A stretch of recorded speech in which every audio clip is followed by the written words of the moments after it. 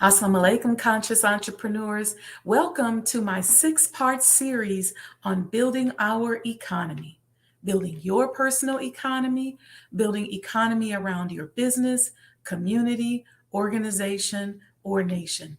Tonight's episode is entitled Breaking the Profit Spell. What is the difference in how we are operating today versus how we operated 50,000 years ago? When did this transaction based thinking get introduced to us? And what has it done to our community? And how do we break the profit spell? Let's talk about it tonight on the Sajdah Wendy Muhammad YouTube channel. I'm going to show a few commercials, get you all ramped up and ready, and make sure you like and subscribe and tell a friend while I'm gone. See you in a few.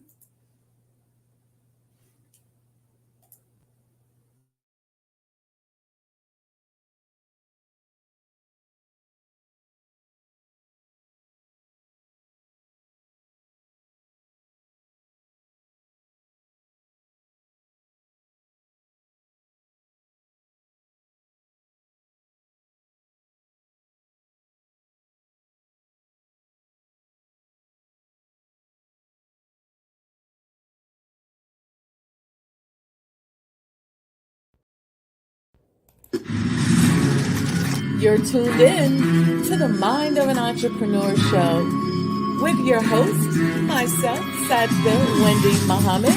I am a multi-million-dollar business developer. I have developed business and real estate around the world, and I want to share with you my mental strategies, my technical strategies, and how I made it in the world of business. So I don't teach theory.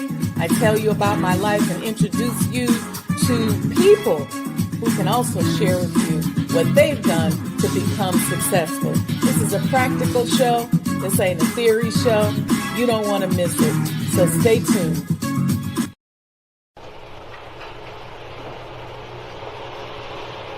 O Allah, guide me among those whom Thou hast guided aright, and preserve me among those whom Thou hast preserved, and befriend me among those whom Thou hast befriended.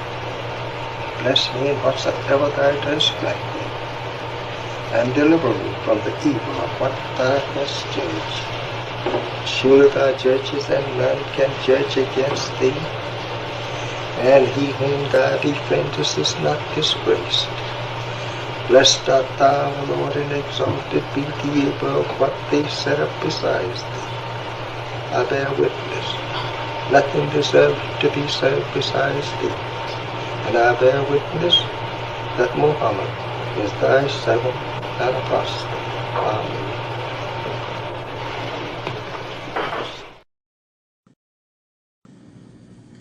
The Honorable Elijah Muhammad, who in my judgment is the master historian,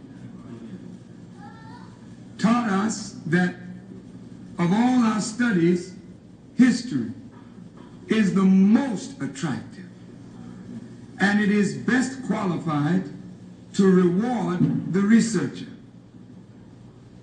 History is most attractive. Why should history be most attractive? Because history is the recorded time of the human family in its struggle to overcome obstacles. There is no life that is without struggle. The Holy Quran teaches us that man, meaning man and woman, is made to face difficulties. And after difficulty comes ease. But it is history that guides us through difficulty. For if you know how people who had difficulty yesterday got through, and if your difficulty is somewhat similar, then today we also can get through if we follow the guidance of history. This is why Carter G. Woodson and Many of our black giants fought for black people to know our history. Because in not knowing our history, we don't have a guide. And without a guide, we are lost. No wonder the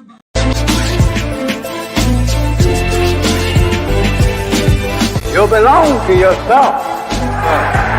You're an independent people, created from the nation of free people. Yes, sir. You don't need to go nowhere but to yourself. Yes, sir. There will be a great separation. Yes, sir. So I said, it is on now. The college is meant to prepare you for your future.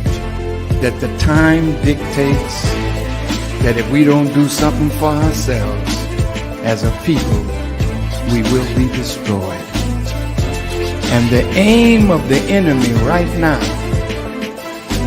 is to take us out. We have God with us. We have Him as our guide. Yes, sir. We don't have to stand around here and ask the question, what must be done? Yes, sir. Get up and let's go and do something. Yes, sir. We cannot sit down. We cannot lay down. Yes, sir. We must get up. Yes, sir. And go to work. Do you know what real joy is in life? Visioning something and bringing it into reality. That's real joy. Do you know what the next step in joy is? Behold how good and how pleasant it is for brethren to dwell in unity. Tonight, you need to fasten your seatbelts. We're going to hear from some of the greatest minds in the world. I don't know about you, but I'm tired of trusting our future and the future of our children into the hands of those who don't love us. I believe we need to revitalize black leadership. Assalamu alaikum. Once again, peace be unto you and welcome. I pray that your 2024 is beginning the way you liked it or wanted it to. We're going to talk tonight about building our economy. And this episode is entitled Breaking the Profit Spell. And for those of you who are in the chat, let's put that in the chat. Breaking the Profit Spell. And I designed this episode to help us to understand that in order to build our economy and support local businesses, we have to understand that everything is not transactional. In case you didn't know, I'm your host, Sajdah Wendy Muhammad. I'm an international business and real estate professional. I'm an artist and business is my campus. So welcome to the Mind of an Entrepreneur show right here on the Sajdah Wendy Muhammad YouTube channel. Make sure you like and subscribe. So hit that like button, hit that subscribe button, hit that notification bell so you get notified anytime we go live. We got literally a reality show coming up. So you're going to want to have hit that that button right there and let you know when we go live, because it's not scripted. It'll just be whenever we go live. So y'all know I love to give mental strategies and secrets that I've discovered throughout my career. I love putting people in front of opportunities. I'm all about using my spiritual currency to support other like-minded people. All right. So I hope you all are doing well. Like I said, I pray you had a good week. Please support the channel. The Cash App is going across the screen. Cash App Sajdah Enterprises.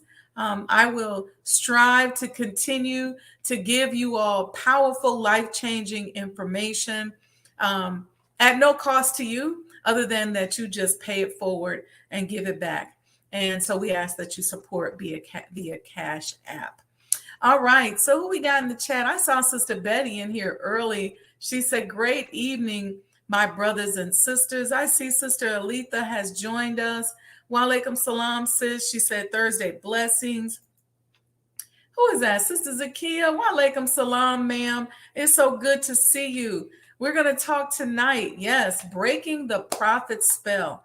Y'all know I tell you these stories about my spiritual connection to my ancestry and to just how many times I probably showed up on the planet.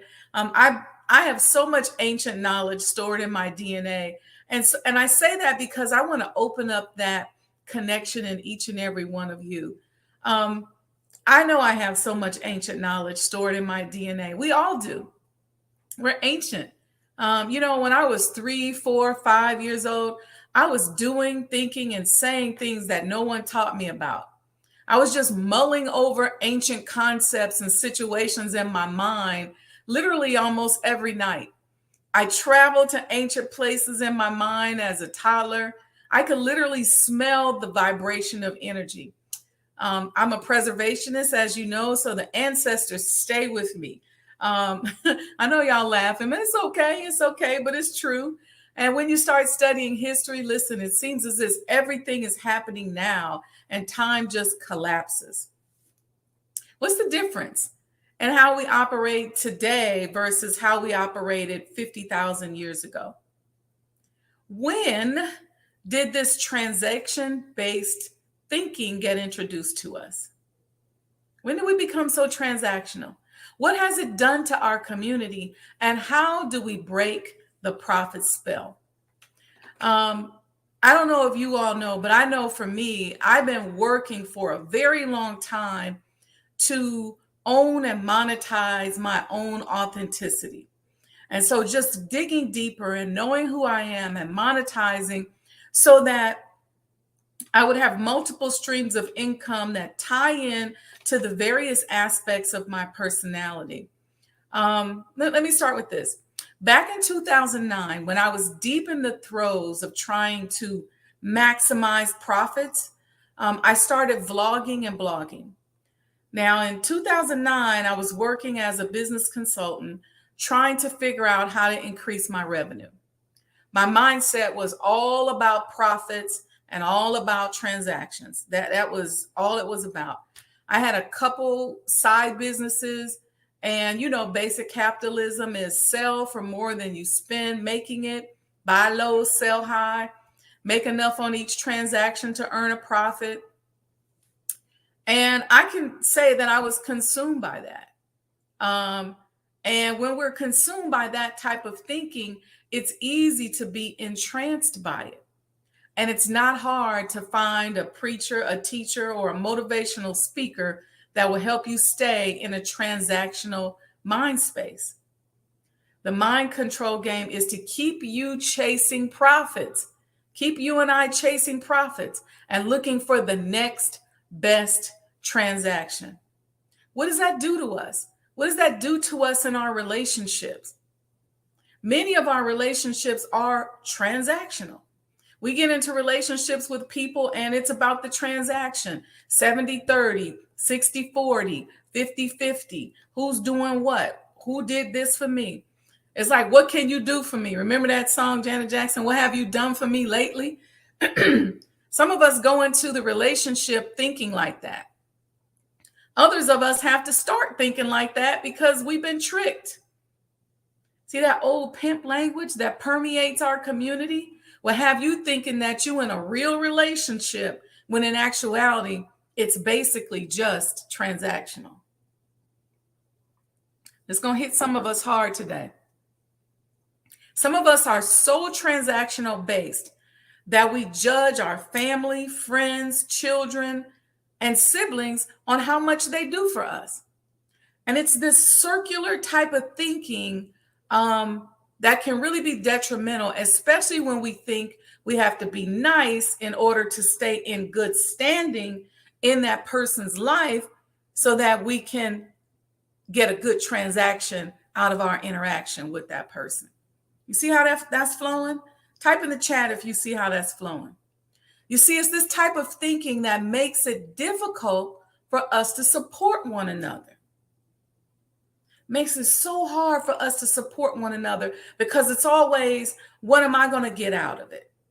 What they're going to do for me? We forget all about spiritual currency. It's all about this transactional physical currency. It makes it difficult for us to marry one another, be in business with one another, and to even love one another. It's because the basis of our relationships are often transactional. But as we build our community, we have to elevate beyond transaction-based relationships. Some forms of transactionalism are natural and not always financial based, but this profit focus on transactionalism is what, in my opinion, makes it so seductive and spell-like.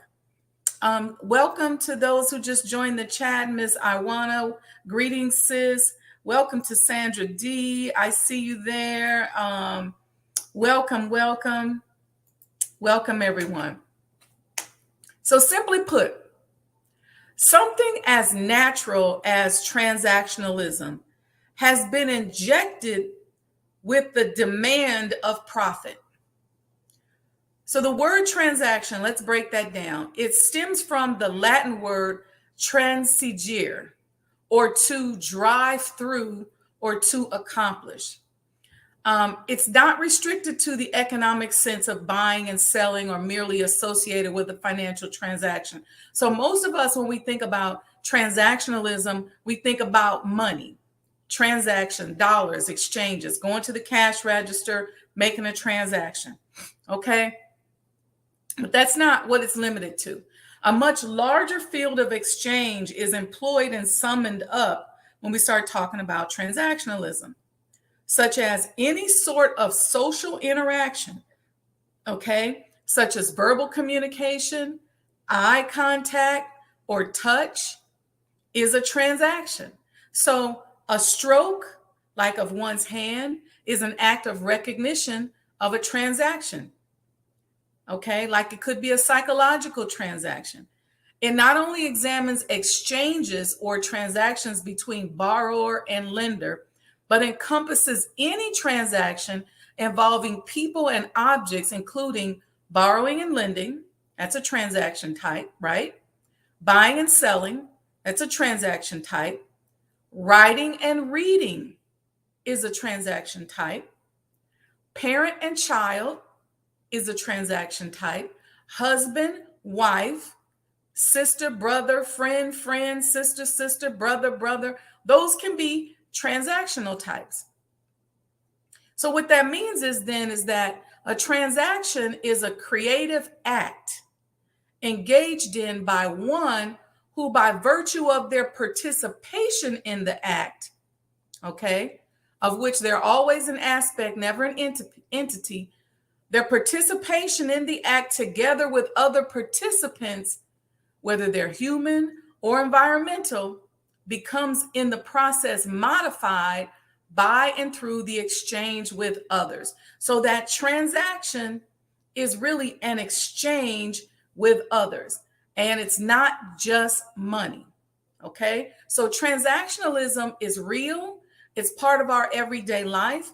As humans, we are communal. And so we are always meant to be exchanging with one another, with aspects of the environment and the universe. But transactionalism is a real human function. Okay. But when you add money to the mix, and people only think transactions are about the exchange of money, and when you live in a world where money is worshiped by default, now you got the makings of a profit spell. I hope you're with me on that. Let me know in the chat if y'all with me, because this is going to have you thinking. So I want to make sure you stay engaged. Let's go into this part of it. The metaphysics and epistemology of living a satisfactory life begins with the hypothesis that man or woman, okay, man is a species, is an organism environment, solving problems in and through a necessary exchange with others.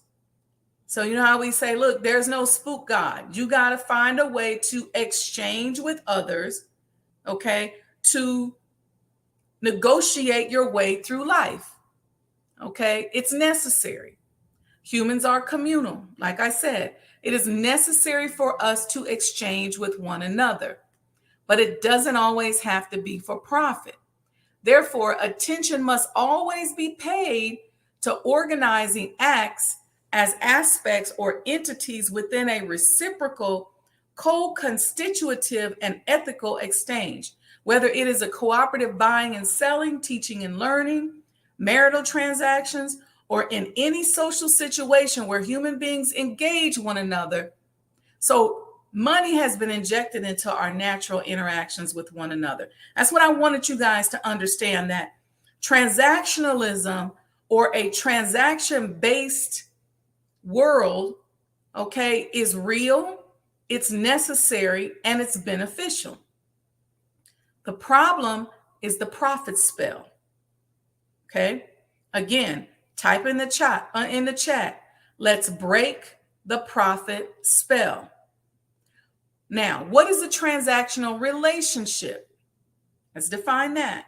Transactional relationships may include negotiations or bartering, or they may appear and feel very businesslike. Transactional relationships, when you have a relationship that is purely transactional, purely profit-based, it typically tends to lack friendship. Love is not often there.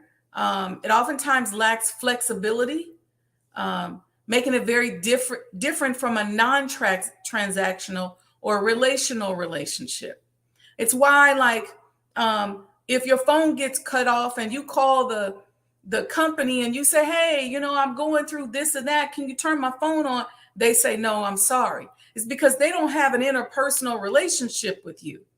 It's purely transactional and it's purely for profit. So when did we take the concept of transactionalism and make it about profit? Who taught us that? And why? It's really hard to say. I did a lot of research, and it's hard to say when it all started. Did it start 6,000 years ago? Some people say it began with the development of Greek society. I'm not so sure. But what I do believe is that it has been exaggerated through this modern period of trauma and abuse in the human culture that began somewhere around 500 to 1,000 years ago. So the more trauma we experience over the past 500 years, the more damaged we have become. The more abuse became synonymous with power and success. The more susceptible to manipulation we have all become. And the more predatory behavior is celebrated, the more transactional our relationships become. And now today, it's difficult for us to even think about supporting one another. We can't even imagine. Supporting somebody is usually like the last thing on our mind. Because as long as we have been abused and manipulated, it's difficult for us to trust one another. We keep saying Black people need to unite. Our unity is important. We repeat the words of the Honorable Elijah Muhammad. We must unite. We must pool our resources. Our unity is more powerful than an atom bomb, but yet we don't unite. But until we begin to operate in a spiritual realm,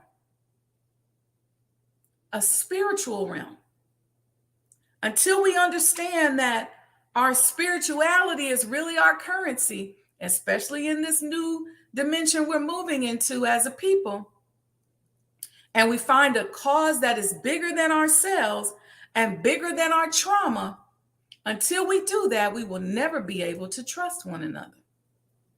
Why can't we trust one another? It's these profit spells. These profit spells make us controlling. It's the fuel behind cancel culture. We can't even take someone else stating their opinion because we're so worried about it messing up our transaction. This is permeating throughout pop culture. We want to control people because we're so afraid that their behavior will disturb our bag. This is what makes us sell our soul for the bag. It's what makes us scam artists and con artists, because we want to get to the bag by any means necessary. This profit spell is so overwhelming that we don't know where to draw the line. We can't even have proper relationships or build an economy or even generate change with this mindset. Just seeing if y'all okay. Checking y'all out in the chat. Give me a thumbs up if you all right.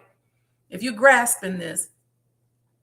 Let me give you an example, okay, of another community that has benefited, okay, from discrimination. And I don't say that in a cavalier way. But generally, when a community is under attack, okay, or severe discrimination, that community tends to lean on a higher power, and the hatred they experience forces a sense of unity. It's not even that they all like each other or even all get along, but it's the trauma that oftentimes induces unity, especially when they're not under a profit spell or the illusion of inferiority like Black people. You heard me talk about the Asian community and how the buying power growth by race of Asians from 2010 to 2021 is 127%. Now compare that to the growth in that same period of whites, which is 57%, and of Blacks, which is 70%. So while the growing power of Black people in America has increased, the growing powers of Asians has escalated exponentially. Also, according to the State of Black World Economic Report published by the Christian Times, the median household income of Asians is $102,000 per year. Okay. For whites, it's $79,000, Hispanics $60,000, and Blacks $49,000. So for every $1 that whites earn in America, Asian Americans earn $1.28. Hispanic Americans earn 76 cents to every $1 of whites, and Black people earn 62 cents for every $1 that white people earn. Why is this relevant? The first major wave of Asian immigration to the continental United States occurred primarily on the West Coast during the California Gold Rush, starting somewhere around the 1850s.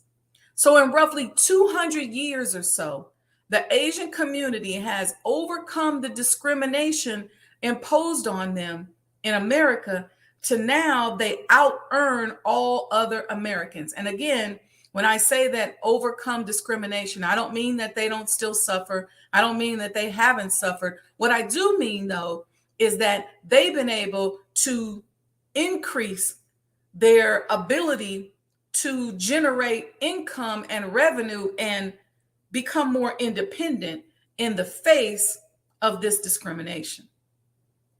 Now, much of this rapid growth was on the back of the Black community, because while we were not allowed to open and maintain independent businesses en masse, think about Pinewood, Archer, and Green in Oklahoma, for example, and these types of massacres just for us being in business for ourselves that happened all over the country, and the silent massacres that happen when we go into business today. Meanwhile, Asians were restricted to doing business in our communities. They weren't allowed to go into other communities and open businesses. And Black people were being traumatized at the same time by restrictive housing covenants and being blocked from entrepreneurship. So when a people like us, okay, associate business with trauma or pain, it's hard for us to trust one another. It's even more difficult for us to trust ourselves and believe in ourselves, because we have a history of pain and trauma when it comes to business in this country. So we oftentimes don't even believe that we can do it. So we have to practice We have this practice of believing, for example, we lean on God, on Jesus, on Allah, on Muhammad, but we don't most times believe in ourselves. We don't believe in the God within us. That piece of those people we worship that's within us. We will die for Jesus. We'll die for Muhammad, but we won't die for ourselves because we don't trust ourselves, nor do we have faith in our own ability to do for self.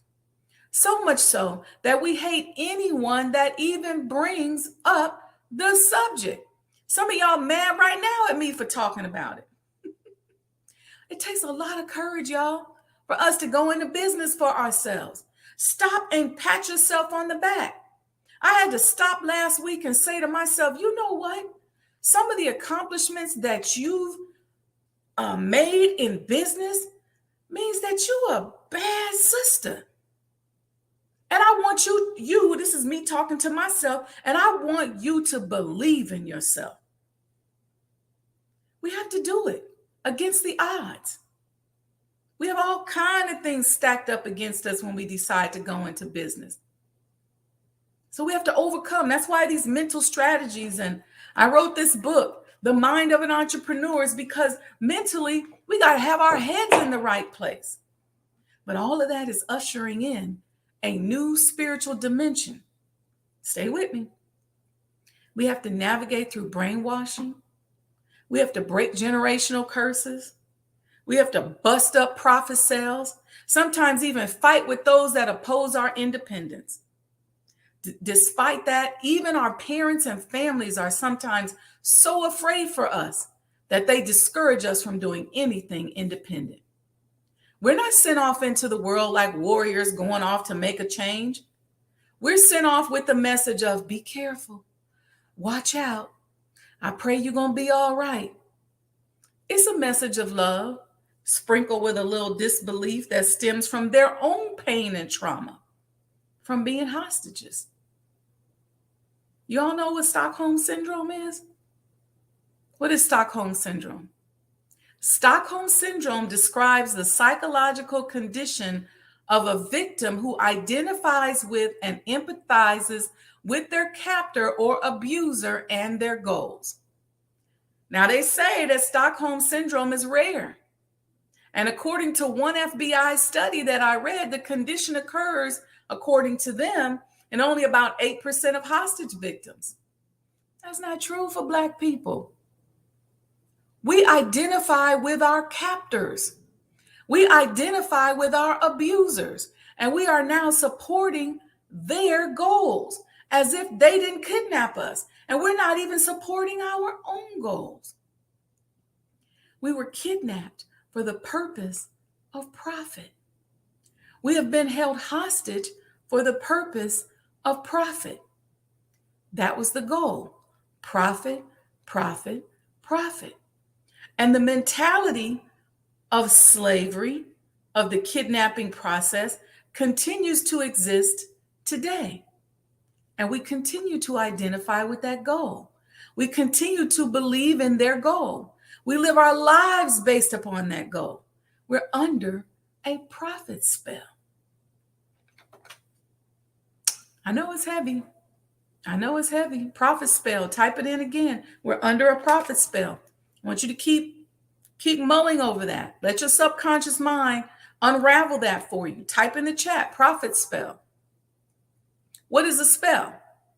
A spell is an incantation, a charm, an enchantment, a form of bewitchery.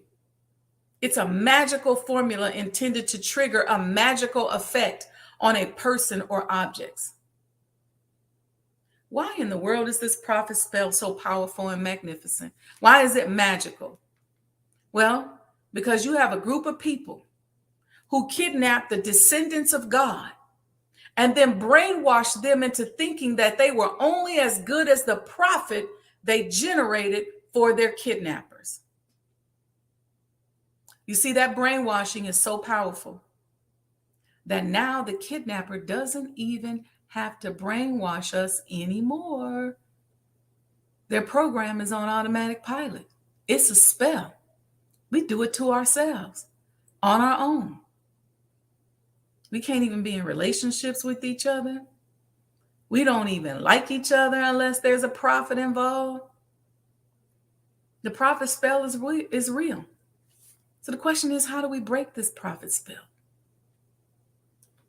I've been studying this. I'm going to give you a few suggestions. We have to exchange or engage in a new way of thinking, a new way of living. We have to change our energy. See, when you think about the Honorable Elijah Muhammad teaching us that we must unite and pool our resources and giving us just a new way of thinking and seeing ourselves. You've heard me talk about that on this program. This is changing our behavior and our vibration.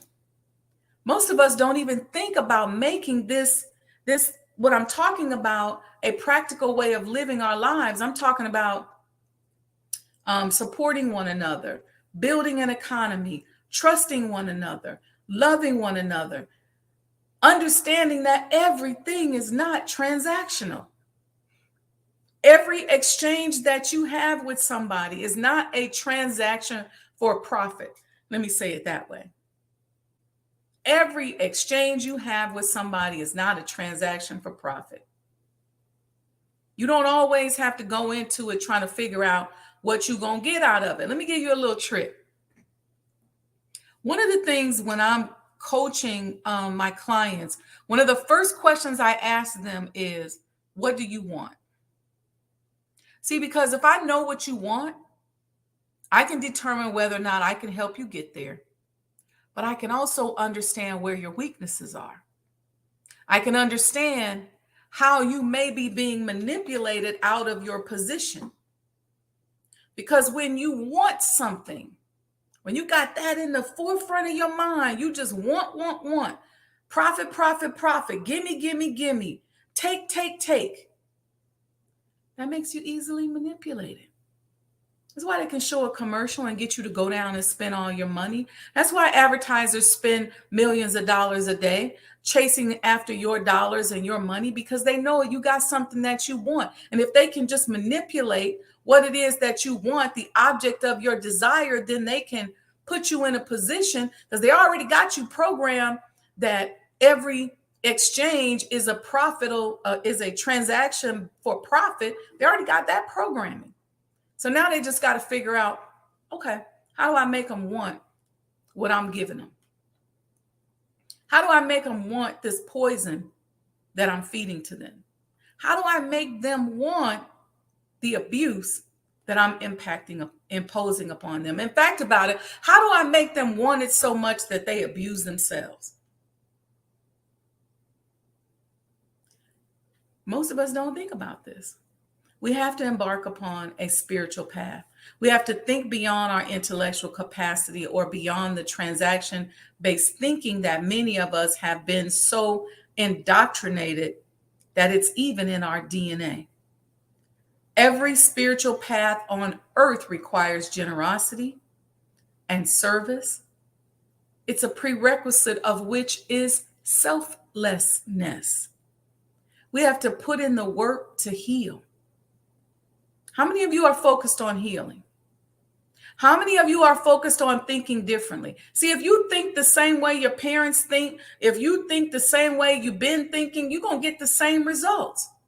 So how many of you are focused on thinking differently? How many of you are focused on moving differently and allowing ourselves to rise to another level of consciousness? See, buying local or buying Black, supporting your brother or your sister, especially, requires a higher form of spiritual consciousness. Why? Why? It seems simple enough, right? Just support? Not necessarily. Because if it was that easy, we would do it. We know the answer. We know we need to unite. Everybody talks about how we don't get along and we always nitpicking with each other, and we all talk about it. Why is it another form of spiritual consciousness that is required? It's because of the trauma we have to overcome in order to even be able to live this type of lifestyle. It's not easy. That programming is playing in the back of our mind, and those trauma-based trust issues are imprisoning us at every turn. We're afraid of one another, so we tell ourselves that we don't like each other. We hate on one another. We act mean towards each other. We steal from each other. We do everything we can to restrict the success of somebody. We just take. We get stuff from them. We get things. We just take. We don't think about giving back. We don't think about paying anything forward. All of that's fear. We're so afraid of each other. And that fear restricts and confines us and negotiates us out of our potential. See, when you're scared of somebody, you tell yourself, I don't like them. Because you're really scared to go over there and talk to them, but you're just going to say, I don't like them. I don't mess with them. I don't trust them. But you're lying. So now you got all these lies playing up in yourself. What are we doing? The beautiful thing about this type of spiritual journey that I'm talking about, the one that we're on as conscious entrepreneurs, supporting one another, giving back to one another. What's the new thing now? We all scared of AI, artificial intelligence. The beautiful thing, y'all, about this spiritual journey that we are on, especially in this world that is threatened by artificial intelligence, is that AI cannot mimic true spirituality. Did y'all know that? When we elevate our consciousness, the artificial intelligence has to catch up. The AI is mimicking who we are right now. But as long as we continue to grow and change, which is actually how we're designed as spiritual beings, then the AI has to be reprogrammed in order to catch up. By staying connected to one another and deep diving into our creativity, going into that space where nobody has gone before, the AI ain't been there. It becomes almost impossible for the technology to catch up when we begin to elevate as gods. The technology will then become our tools as God. So as long as we stay on this low vibrational path of being, and as long as we continue to practice the lifestyle that imprisons us, then we will have every right to be afraid of AI. But as long as we're being creative and continue to seek deeper levels of consciousness and close alignment with Allah, then our individual creativity begins to expand and begins to mirror the creative energy of the universe that the God used to create himself. Think about an artist. When he's really in that zone, or she's really in that zone, and she's playing the piano or the violin, and it's just organic, or singing, and it's just sounds and notes and energy that's just coming up out of them, or you're just creating, you're literally downloading from the universe, creating what's next for your business, your art, your love. How are you being creative? When you're doing that, there ain't no computer that can touch you when you in that space. All it can do is mimic what you just did. It can try to anticipate it by calculating your moves and understanding how to study history. But guess what? When you elevating into that space of infinitum where nothing can touch you, then the AI can't touch you. Allah will always be greater than anything made in this world. And as long as we continue to ascend into new dimensions of thought, we will always be greater than artificial intelligence. It's artificial for a reason. So something as simple as Black people uniting and supporting one another is likely not written into the mind of artificial intelligence. They're probably got written in there the fact that we're not going to unite, and probably programming us so that in the future we won't unite. But when we go into those deep, fertile spaces of love and creativity, guess what? That love, that creativity is going to bind with likeness in other entities and in other people and throughout the universe. And it'll be something that AI has never seen. And our massive support of one another will send the authors of AI back to the drawing board. Some of y'all, I hear y'all saying, well, AI is just going to keep mimicking us. And I say, well, then we're going to have to just keep growing and reinventing ourselves. This is what we were put on the earth to do anyway. So if we listen, you were not put on this earth to be stagnant. As long as you're stagnant and you're not moving and you're not reinventing and you're not creating, of course, a robot can be created that can take over your life. But our beloved Honorable Elijah Muhammad gave it to us. He said, accept our own and be ourselves. When we do that, we can outpace any man-made transactions. Let's start with love. Let's be conscious about unity. Let's be intentional about our support with one another. And if you feel your trauma bubbling up, your trust, your hate, your jealousy, do it anyway. And see what that does to the existing algorithms. See what it does to the algorithm inside of you. Support anyway. Just start by doing something nice for people, for somebody. Support their businesses, not because there's something in it for you, but because you want to deposit into the universe of creativity that which you know is just going to come back to you. Do it anyway. Support anyway.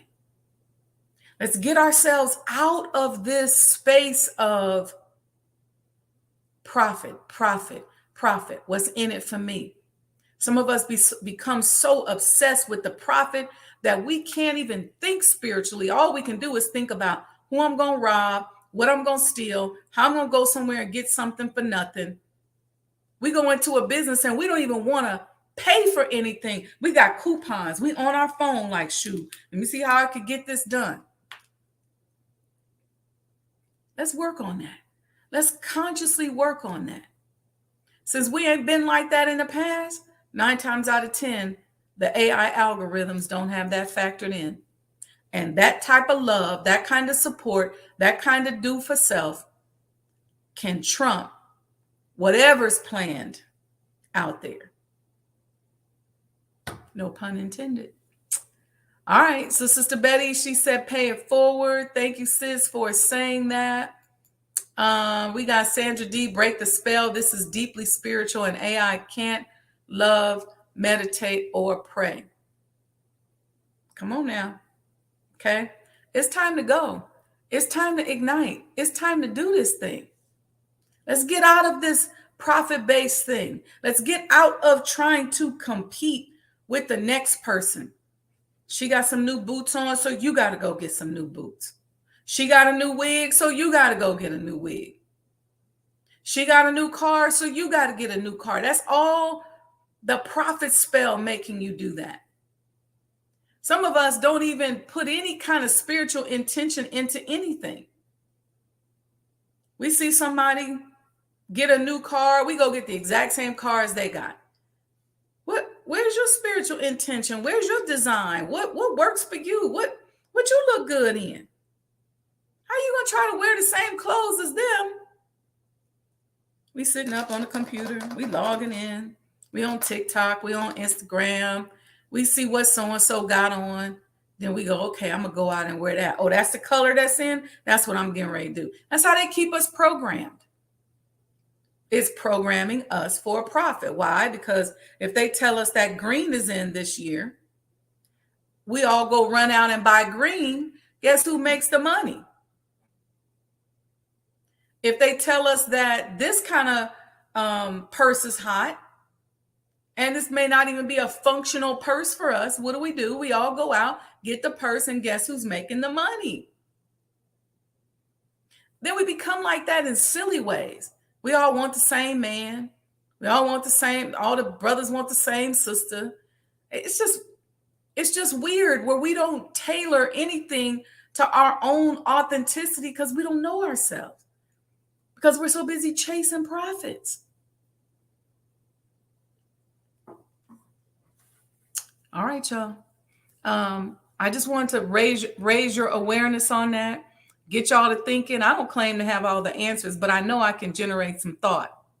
And I know you got the answers right there inside of you and in your head. So, all right, make sure you all are liked and subscribed. Make sure you hit that notification button so when we go live, you know about it. Please support. Cash App is scrolling across. Cash App, Sajdah Enterprises. If you want to help support this platform, this what y'all see, this ain't free. So support it. If you want to support the completion of the Honorable Elijah Muhammad House, go to supportsajdahhouse.com. You can get your commemorative Elijah coin by going to that site. You can also Cash App the discounted price, the special Savior's Day price of $350 to Sajdah Enterprises as well. Email me with your address and we'll get it out to you as early as tomorrow morning. If you want to book me for consulting services, business development services, then just go to book.SajdahWendyMuhammad.com, public speaking, Black History Month, whatever it is. So, all right, family, with that, I'm sending each and every one of you lots of love, lots of good energy. I thank each and every one of you for your continued support, your continued love. I pray that whatever support you give to me, that it returns to you tenfold. That is my prayer for you. I literally meditate on that before I come on these lives with you. So if you're here, if you have any kind of positive love thought, $1, $2, $10, or whatever you have for me, I pray that it's multiplied in your life tenfold. And whatever problems you're facing, that you're blessed to find the answer to it. And most importantly, that you live in peace. All right, family. With that, I will see you all Saturday, God willing, for the Sajdah Saturday morning coffee talks. I don't know what we're going to talk about. We'll see. That's usually when it gets good, right? We'll see if something comes to me between now and then. If not, you all can always DM me if you have something you want me to share or discuss. And we'll see you all soon. All right. Peace and blessings.